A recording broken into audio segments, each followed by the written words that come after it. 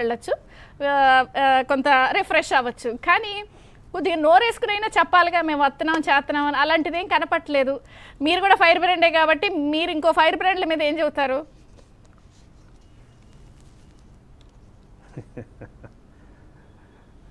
ముందుగా మీకు అలానే పెద్దలు పుల్లారావు గారికి, సాహిబ్ గారికి, ఏబిఎన్ వ్యూవర్స్ అందరికి కూడా శుభోదయం. ఇప్పుడు మేము ఫైర్ బ్రాండ్ అనేదానికిను వాళ్ళకిను చాలా తేడా ఉంది చంద్రిక గారు. ఓకే, ఇప్పుడు మేము ఫైర్గా మాట్లాడినా, లేదంటే ఆవేశంగా మాట్లాడినా, లేదంటే కొన్నిసార్లు కోపగించుకున్నా కానీ మా ఆలోచన విధానం అంతా కూడా ప్రజల కోసము, ఈ రాష్ట్రం అభివృద్ధిలో మిళితమై ఉంటుంది. మాది ఎక్కడ మాకు స్వార్థం ఉండదు. మా స్వార్థం కాదు. ప్రతి అంశం కూడా అట్లా కూడా కాదు.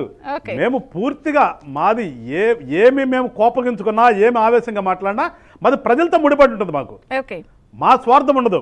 కానీ వేరే మీరు కలుపుతున్నారు ఫైర్ బ్రాండ్స్ ఉన్నారా, వాళ్ళది పూర్తిగా స్వార్థం. వాళ్ళది వాళ్ళ కోసం మాట్లాడతారు. వాళ్ళు వాళ్ళ నాయకుడి కోసం మాట్లాడతారు. వాళ్ళు సంపాదించుకోవడం కోసం మాట్లాడతారు. వాళ్ళ దానికి మాకు అసలు ఏదంటారే కంపేర్ చేయదు ఎప్పుడు కూడా. కాకపోతే ఒకటి చెప్తున్నాను మీకు, ఫైర్ బ్రాండ్ అన్నది చెప్తున్నాను. వాళ్ళు ఎప్పుడైనా సరే మాకు అధికారం ఉన్నా లేకపోయినా కానీ మేము ప్రజల కోసం మాట్లాడతాం కాబట్టి దమ్ముగా ధైర్యంగా మాట్లాడాం మేము ఎప్పుడు కూడా.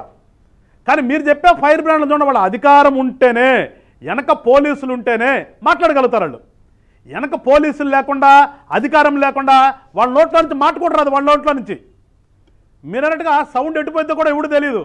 కానీ వేరే మాకు వెనక పోలీసులతో సంబంధాలే, మాకు వెనక అధికారంతో సంబంధాలే. మాకు ప్రజల కోసం మేము మాట్లాడుతున్నాం కాబట్టి మా గొంతు ఎప్పుడు కూడా ఇదే స్పీడ్లో ఉంటుంది. మేము మాట్లాడే ప్రతి మాట కూడా ఇదే ఫైర్ గా వస్తుంది తప్పితే మా ఎక్కడ కూడా మేము స్లోగా ఉంటాం. మీటింగ్ లో వాళ్ళ ముఖ్యమంత్రి గారు, రాష్ట్ర ముఖ్యమంత్రి గారు గాలి కొట్టి మేము వస్తామని చెప్పినా కూడా పంచర్ పడినట్టు వీళ్ళంతా సైలెంట్ అవడం ఏంటి? గాలి ఫిల్ అవ్వలేదా, లేదా పంచర్ పడిందని అర్థమైందా? వాళ్ళ నాయకుడు మాట్లాడుకుంటూ నమ్మట్లే. అదే నేను చెప్తుంది. వాళ్ళకి మళ్ళీ మేము ఓడిపోతామేమో, మాకు అధికారం రాదామని భయపడిపోతాం మొదలుపెట్టారు. అసలు దౌర్భాగ్యం ఏంటంటే రాజకీయాల్లో అసలు ఒక ఐపాక్ టీం ఏంటండి అంటే, నీకున్నటువంటి వ్యవస్థలో నీకున్నటువంటి ఎమ్మెల్యేలు కానీ, నీకున్నటువంటి కింద జిల్లా స్థాయి నాయకులు కానీ, మండల స్థాయి నాయకులు కానీ, మీకున్నటువంటి వ్యవస్థ అంతా ఎందుకు పనికిరారా మీకు? అంటే మీరు ఒక టీముని డబ్బులు ఇచ్చి ఒక టీముని పెట్టుకుని వాళ్ళ ద్వారా ఎలక్షన్ చేస్తారా? అంటే వాళ్ళ ద్వారా ఏ రకంగా ఐడియాలు తీసుకుంటారా? వాళ్ళ ద్వారా ఏ రకంగా చేస్తే సినిమాల్లో చూస్తాం మనం జనరల్గా ఇలాంటివన్నీ కూడా. ఒక రాజకీయ పార్టీ ఇంకో రాజకీయ నాయకుడి మీద ఏం చేయొచ్చు అని చెప్పేసి ఆలోచన సినిమాల్లో చూస్తుంటాం మనం. అక్కడ అల్లర్లు ఏ రకంగా లేపాలి, లేదంటే మత ఘర్షణలు ఏ రకంగా లేపాలి, లేపించి వాడిని పడగొట్టి వీళ్ళు రావటం. అట్లాగే ఇవాళ అంటే వీళ్ళందరూ ఏం చేస్తున్నారు? వీళ్ళు రాష్ట్రం మంచి కోసమైనా చేస్తున్నారు. వీళ్ళు జగన్మోహన్ రెడ్డి అనే వ్యక్తిని మళ్ళీ గెలిపించాలి. గెలిపించడం కోసం ఎలాంటి దుర్మార్గాలు చేయాలి, ఎలాంటి చచ్చు ఆలోచనలు ఇచ్చి వీళ్ళకి అది కాదు వాళ్ళు చేస్తున్నది. అంటే ఇంతకంటే దిగజారు రాజకీయాలు ఏమన్నా ఉంటాయి? నేను అంటాను, ఇంతకంటే దిగజారు రాజకీయం అన్నప్పుడు నా మీద నాకు నమ్మకం ఉండాలి. నేను ప్రజల్లోకి వెళ్ళి నేను ప్రజలను ఒప్పించగలగాలి. నా ఐడియాలజీని నేను ప్రజలతో షేర్ చేసుకోవాలి. అంతేగాని ఎవడోకో నేను డబ్బులు ఇచ్చి వాడిని తీసుకొచ్చి వాడు ఒక ఐడియా చెబితే ఆ ఐడియాని నేను ఇంప్లిమెంట్ చేసి అధికారంలోకి వచ్చింది. ఎందుకంటే ఏం చేస్తారు తర్వాత వీళ్ళు పరిపాలన ఏం చేస్తారు వీళ్ళు? అందుకని ప్రజలు కూడా గమనించాలి. మేము చెప్పే ప్రతిసారి ప్రజలను గమనించమనేది ఎందుకంటే అసలు జరుగుతున్నది మీరు ఒకసారి ఆలోచన చేయండి.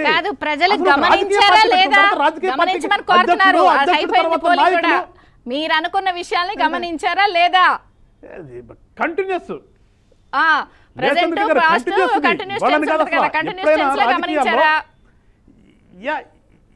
కంటిన్యూస్ ఎప్పుడైనా రాజకీయాల్లో నేను అనేది ఏంటంటే, ఒక రాజకీయ పార్టీ పెట్టిన తర్వాత ఒక నాయకుడు ఉంటాడు. ఆ నాయకుడి మీద ఆ నాయకుడు చెప్పుకోగలగాలి, నన్ను గెలిపిస్తే మీరు నాకు ఓట్లేస్తే నా పార్టీ తరఫున నేను ఇది ఎట్లా చేయదలుచుకున్నాను, నా ఐడియాలజీ ఇదని మనం షేర్ చేసుకుంటాం. కానీ వేరేది ఇక్కడ వాడికి ఎవడికో లక్షల డబ్బులు ఇవ్వటం ఏంటి? ఎక్కడదో డబ్బులన్నా కూడా ఇసుక అమ్ముకుని డబ్బులే కదా, సారా అమ్మిన డబ్బులే కదా. ఇవన్నీ కూడా డబ్బులు ఇచ్చుకుని ఒక బ్యాచ్ని పెట్టుకుంటే ఆ బ్యాచ్ వచ్చి ఇందాక పుల్లారావు గారు చెప్పారు, ఆయన ఎవడు ప్రశాంత్ కిషోర్ చాలా తెలివిగలడని.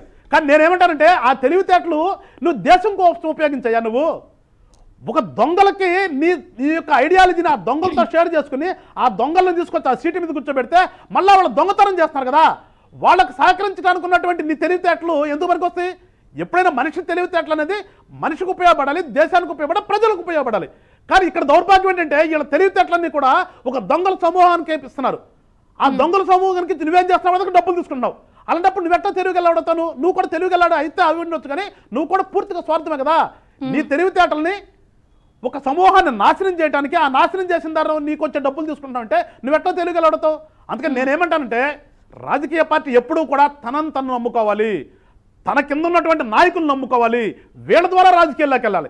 అంతేగాని ఒక బ్యాచ్ని తీసుకొచ్చి పెట్టుకోవటం ఏంటో, వాళ్ళ ఐడియాలు ఇవ్వటం ఏంటో, వాళ్ళ జనాల్లో పోవటం ఏంటో, వాళ్ళ జనాల్లో లేనిపోని అన్ని సృష్టించడం ఏంటో, ఆ సృష్టించిన దాన్ని జనం నమ్మి రావటం ఏంటి? ఇవాళ ఇది నమ్మలేదనే ఒక క్లియర్గా కనిపిస్తుంది కదా మనకి. అక్కడ bench circle, Vijayawada bench circle office అంట మొత్తం మూసేశారంట. మూసేయటమే కాకుండా వాళ్ళు చాలా మందికి కార్లకు అద్దెలు ఇవ్వలేదంట, కార్లకు అద్దెలు ఇవ్వలేదంట, హోటల్స్ లో బిల్లులు కట్టలేదంట, ఇవన్నీ ఎగ్గొట్టిపోయారంట. అలాంటప్పుడు మీరు చెప్పినటువంటి ఫైర్ బ్రాండ్లు ఇంకేం మాట్లాడతారండి పాపం వాళ్ళు? ఎటుపోయారో తెలియదు, ఎక్కడున్నారో తెలియదు. రాజకీయ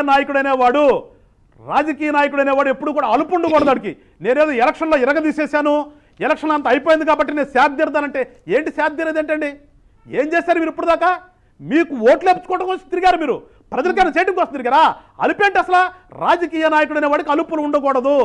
ఎప్పుడు 24 గంటలు ప్రజల్లోనే ఉండగలగాలి. ప్రజలతోనే మమేకమైతేనే రాజకీయ నాయకుడు. చెప్తే నేను 10 రోజులు తిరిగాను కాబట్టి 20 రోజులు అమెరికా పోతాను, 20 రోజులు ఊటీ పోతాను. ఎస్, నేనైతే పర్సనల్ అండి ఇది. నేను ఏ నాయకుడిని కూడా ఒప్పుకోనట్లా. ఒక 10 రోజులు జనంలో తిరిగితే 20 రోజులు ఊటీ పోవాలా? వీడు రాజకీయ నాయకుడా? వీళ్ళు వచ్చేసి ప్రజలకు సేవ చేస్తారా? నేనైతే దాన్ని పూర్తిగా వ్యతిరేకిస్తున్నాను. ఎప్పుడు ఉండాలి జనంలో, ఎప్పుడు జనంలో ఉండాలి. ఇవాళ మేమున్నాం మా జిల్లాలో, మా కింద క్రాడు, మేము పెద్ద నాయకులు కాకపోయినా కానీ మా జిల్లాలో మేము ఏం కూర్చోలేదు ఎక్కడ కూడా.